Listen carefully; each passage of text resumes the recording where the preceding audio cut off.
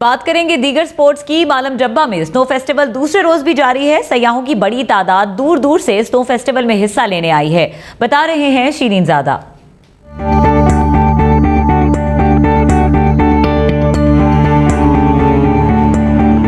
Skiing بچوں کا کھیل نہیں ہے، مگر مالم جبہ میں سنو اسکی فیسٹیول میں ان ننھے کھلاڑیوں نے یہ بات غلط ثابت کر دی۔